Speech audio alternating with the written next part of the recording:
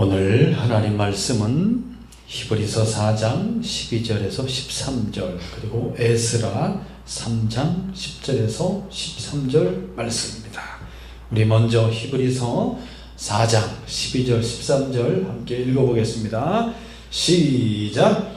하나님의 말씀은 살아있고 활력이 있어 좌우의 날선 어떤 검보다도 예리하여 혼과 영과 및 관절과 골수를 찔러 쪼개기까지 하며 또 마음의 생각과 뜻을 판단하나니 지으신 것이 하나도 그 앞에 나타나지 않음이 없고 우리의 결산을 받으실 이의 눈앞에 만물이 벌거벗은 것 같이 드러나느니라. 아멘.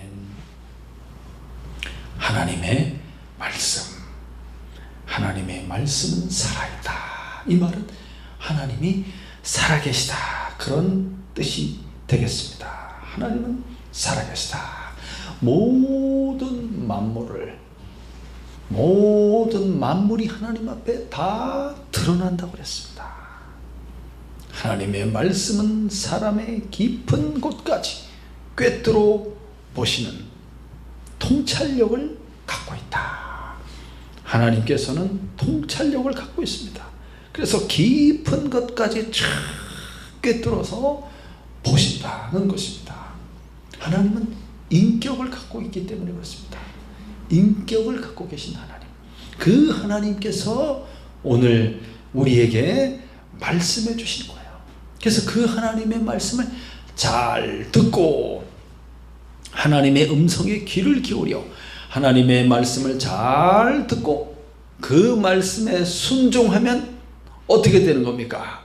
하나님의 안식을 누릴 수가 있게 되는 겁니다. 하나님의 풍요를 누릴 수가 있게 되는 겁니다. 오늘 그 말씀을 하나님께서 주시고 있습니다. 하나님은 어떻게 우리의 사정을 다 알고 계실 수 있을까? 네, 놀라운 하나님의 신비가 아닐 수 없습니다. 하나님께서 보시는 그 시각과 우리가 보는 시각에 차이가 있습니다. 하나님께서는 위에서부터 아래로 쫙 내려다보시죠.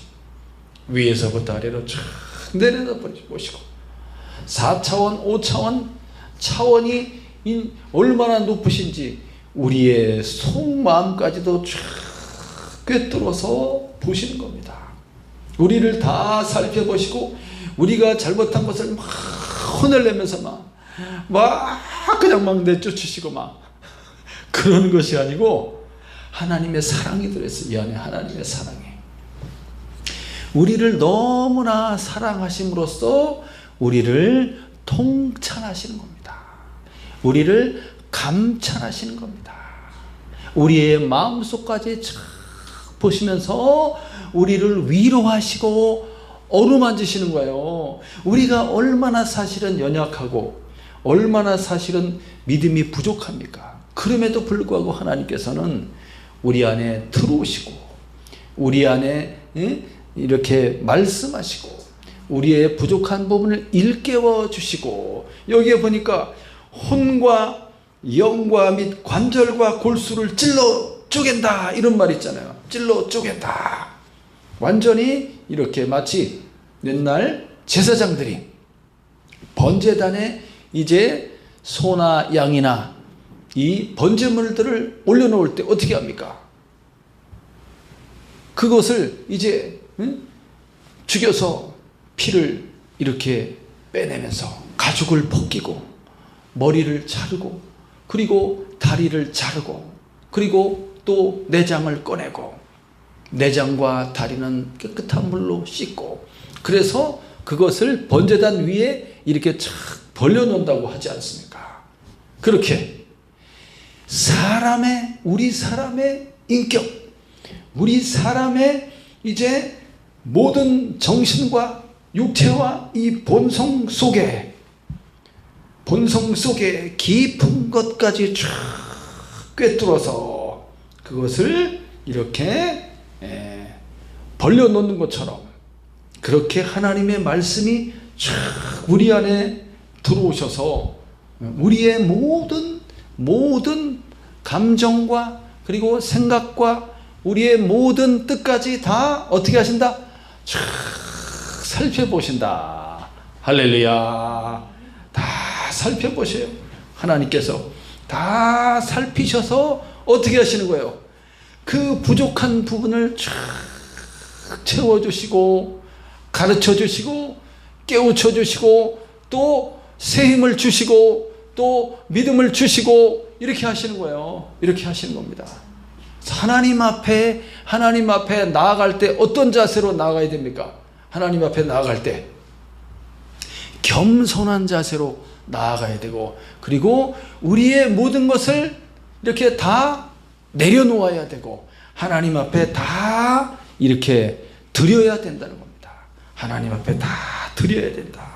자, 하나님께서 이렇게 우리의 모든 우리 속에 있는 그런 간절한 애원과 우리 속에 있는 간절한 열망과 우리의 그 소원을 주님께서 아실까요? 모르실까요?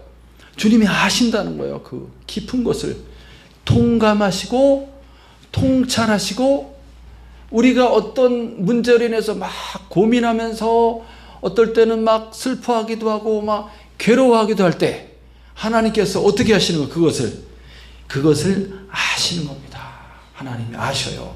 그래서 우리를 위로해 주신다는 뜻입니다. 위로해 주신다. 그래서 우리에게 무엇을 일으켜 줍니까?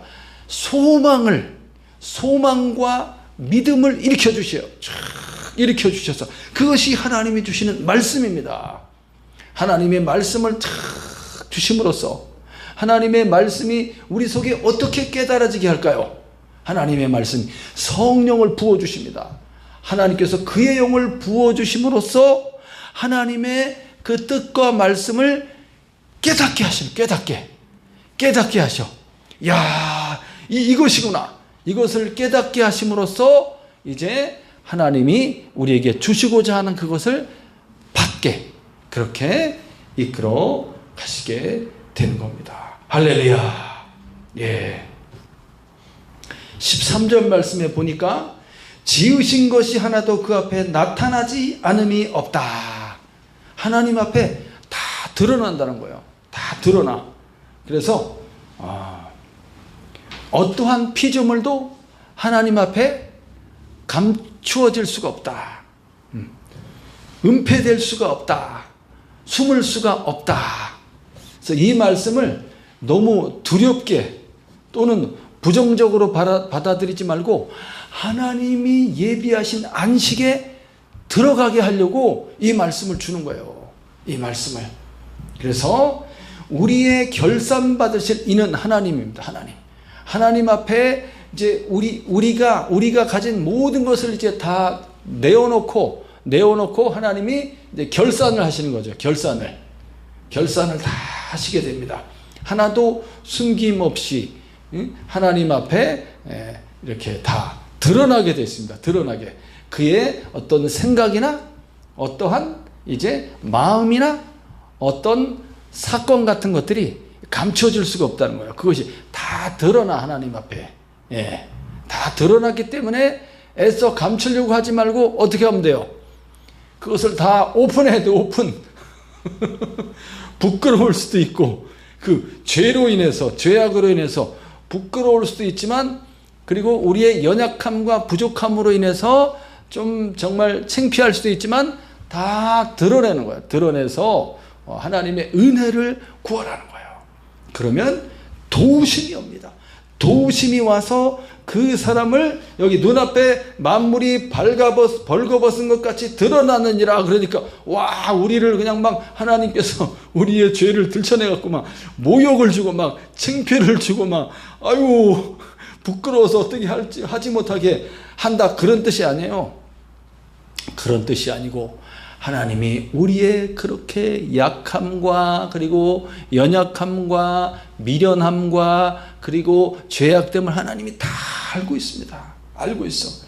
우리들이 때로는 참 불평하기도 하고 불순종하기도 하고 그렇게 하는 것을 하나님이 알고 있지만, 그들에게 이제 새로운 비전과 새로운 말씀으로 새로운 소망으로 그들을 새롭게 하시고 그들의 상처를 싸매어 주시고 그들을 치유하시고 회복시키고, 그래서 힘이 없는 사람에게 힘을 주시고 능력이 없는 사람에 능력을 주시고 지혜가 없는 사람에 뭘 주시겠어요? 지혜를 주시고 이렇게 도와주시려고 하는 말씀이 되겠습니다. 예, 하나님은 그런 분이에요. 자, 이런 하나님께서 이제 이스라엘 이제 백성들의 그 과거의 역사를 한번 살펴보면서 하나님의 그 지각과 하나님께서 이제 우리의 앞과 미래를 보시는 하나님의 시각에 대해서 한번 보도록 하겠습니다. 우리 에스라 3장 10절부터 13절까지 한번 읽어보겠습니다. 시작.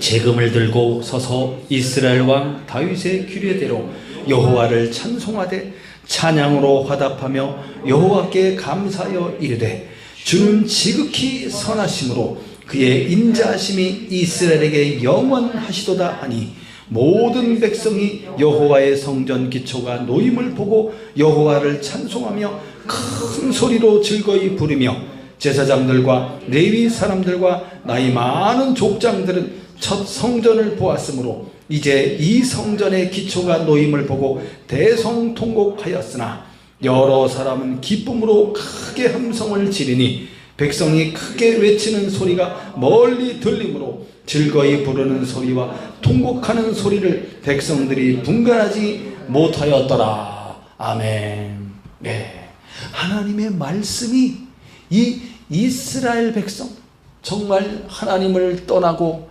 하나님을 외면하고 다른 신을 섬기는 이러한 불의하고 불법한 이 백성들에게 하나님의 말씀이 왔어요. 하나님의 말씀은 어떻다고 그랬죠? 살았고 살아있고 운동력이 있다.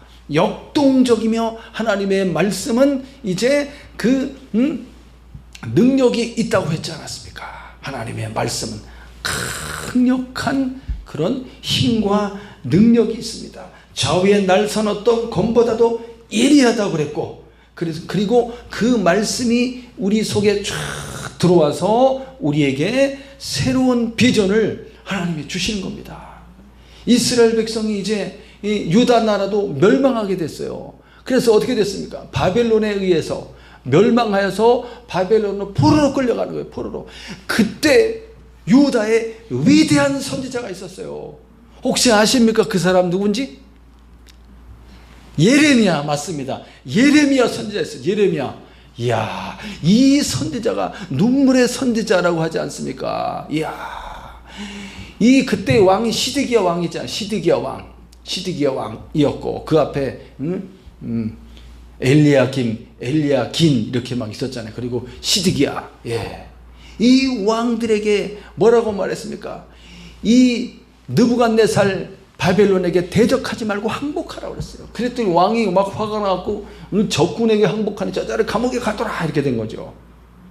이 예레미야 선지자가 무엇을 예언했냐면 유다 나라는 멸망하고 포로로 이제 저 먼 나라 바벨론으로 끌려가게 된다. 거기서 몇 년간 포로 생활을 한다? 70년간 포로 생활을 하게 되고 그 70년이 차게 되면 다시 고향 이 이스라엘 땅 고토로 돌아오게 될 것이다 라는 하나님의 말씀을 전해줍니다. 할렐루야. 이야, 이게 가능한 일입니까? 이게 가능한 일이에요? 이 예언대로 이 나라는 멸망하고 진짜 포로로 끌려갔어요. 포로로 끌려갔어. 고난과 고통의 시간을 70년이라는 세월이 흘러가면서 그들이 그렇게 먼 나라 바벨론 나라에서 그렇게 살게 되었죠. 그리고 바벨론이 멸망하면서 페르시아가 이제 등장하지 않습니까? 페르시아에 또 위대한 왕이 있어요. 위대한 왕. 하나님께서는 이사야 말씀에서 내 종이라고 했어요. 내 종 고레스를 내가 기름 부어 세웠다. 고레스 왕이 등장하여서 이스라엘 백성들을 조건 없이 전부 해방시키겠다는 거예요. 이야, 조서를 내려서 모든 이스라엘 유다 백성들은 다 고향으로 돌아가라 하면서 그들이 돌아가면 그들의 성전을 지을 수 있도록 모든 물자와 자원과 기술자와 일꾼들을 다 보내주는 거예요. 야, 이런 왕이 있을 수가 있나 이게? 아니 남의 나라에 포로로 끌려가지고 70년 거기서 살았으면은 어떻게 독립을 합니까? 무슨 수로 돌아갑니까? 이제 자기 나라의 그런 말이나 막 그런 것도 잊어버릴 거 아니에요. 세대가 막 지나가면서. 야, 이스라엘 이 민족, 유다 민족들이 철저히 회개하면서 막 자기들의 그 문화적 유산과 그리고 여호와 하나님에 대한 이런 종교적인 이런 모든 것들을 자녀들에게 막 가르쳤죠. 그리고 율법에 대해서 우리가 하나님을 떠났구나 회개하면서 막 이렇게, 이야, 하나님의 때가 되자 하나님의 말씀과 예언대로 이루어진 거예요. 그래서 그들이 돌아오게 됩니다. 그래서 에스라 말씀에 보면은 이제 스룹바벨이라는 사람이 이제 성전을 세우게 됩니다. 성전을 건축하게 돼요. 무너진 솔로몬 성전 그 터에다가 성전을 건축하게 돼요. 이 스룹바벨은 유다 다윗 왕과의 후손이에요. 여호야긴 왕의 손자입니다. 손자. 야, 그래서 그 사람에 의해서 이제 성전을 이제 세우게 되는 겁니다. 야, 그 이야기를 지금 하고 있는 거예요. 불가능한 일이었죠. 사람의 눈으로 볼 때는, 사람의 눈으로 볼 때 이게 가능하겠습니까? 가능하지 못하죠. 불가능한 일입니다. 어떻게 돌아가면 가서 또 어떻게 또 이 집을 짓고 또 어떻게 성전을 짓는단 말입니까? 이야, 그 돌아가면 거기 누가 살고 있어요? 돌아가면은 다른 민족들이 살고 있지. 거기에 이제 여기 옛날에 우리 땅이었는데 하면서 다시 그 땅을 차지해야 되는 이게 쉬운 일이겠어요? 야, 그럼에도 불구하고 기적이 일어나는 겁니다. 사람이 보는 시각과 하나님의 시각이 다르다는 거예요. 하나님께서는 그 뜻을 이루시는 겁니다. 할렐루야. 그래서 건축자가 여호와의 성전 기초를 놓을 때, 이 건축자는 누구예요? 누구냐면 이 지중해 변에 두로와 시돈 사람, 두로와 시돈에 이렇게 백향목 알죠? 백향목, 소나무 같이 막 쫙 뻗은 나무, 그 백향목 나무를 잘라서 이 성전 만들 때 쓸 수 있도록 그 바닷가에 바다를 통해서 쫙 이렇게 흘려보내갖고 그 나무를 실어 와서 그리고 석공들을 다 보내는 거예요. 누구의 명령에 의해서? 고레스 왕, 페르시아 고레스 왕의 명령에 의해서 그들 월급 누가 줘요? 고레스 왕이 다 주는 거예요. 그들이 와서 이제 마침내 성전의 기초를 놓을 때 이제 기초공사 터를 탁 닦아서 이제 성전의 기초를 탁 놓게 됩니다. 이야, 얼마나 감격스러운 일입니까?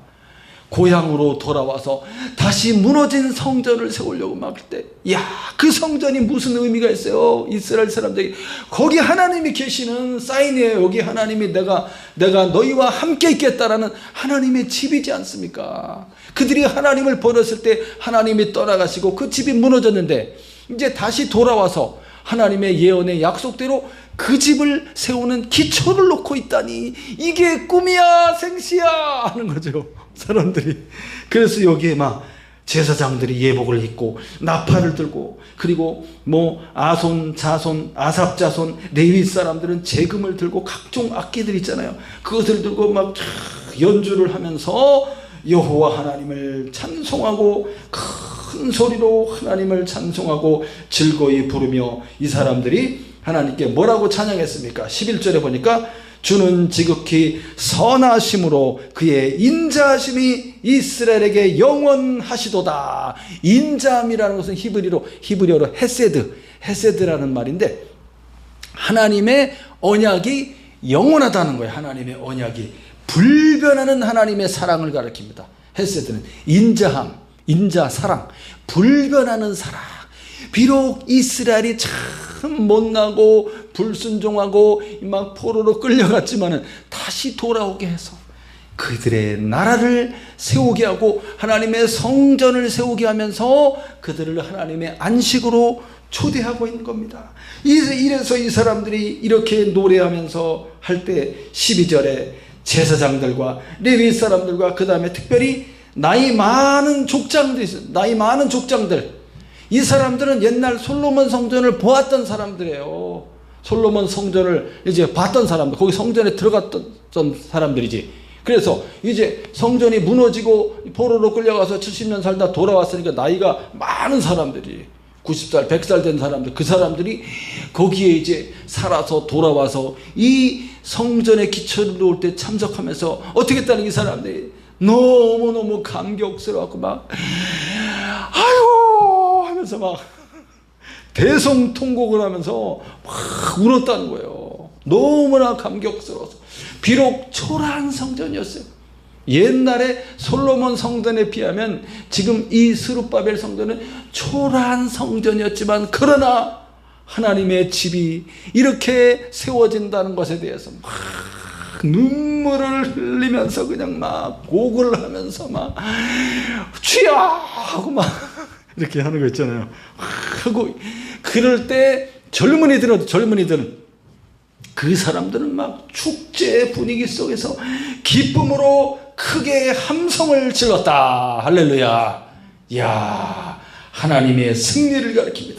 하나님의 승리이자 이 유다 백성들의 승리. 막 너무나 기뻐서 막 와, 한쪽에서는 막 와, 찬양하고 한쪽에서 막 아이고 하면서 막 울고 막 이 소리가 막 섞여가지고 분간하지 못할 정도로 그랬다고 막 이렇게 나오지 않습니까?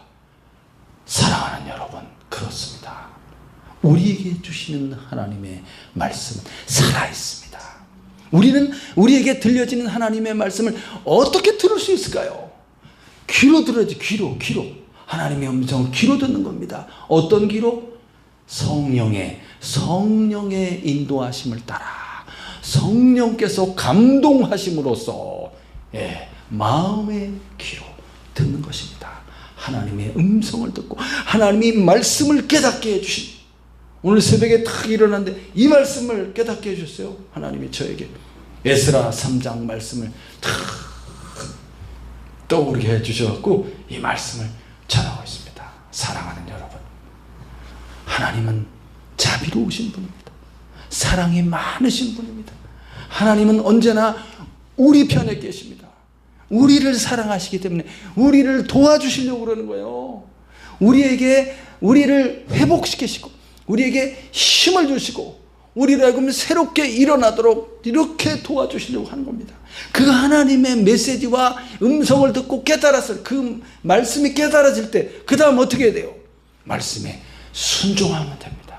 그 말씀을 믿고 끝까지 붙들고 그리고 순종하고 그리고 감사하고 하나님을 찬양하고 있으면 하나님이 정하신 그때에 기적이 일어나게 되는 겁니다. 할렐루야. 내가 할 수 없는 불가능해 보이는 일들이 하나님이 도와주시면 그것이 가능하게 되고 현실로 내 앞에 그 하나님의 비전이 탁 다가오게 된다는 겁니다. 한 주간도 이 말씀을 생각하면서 이 말씀 속에서 하나님의 역사하심을 경험하시는 복된 한 주간 되시기를 바랍니다. 할렐루야.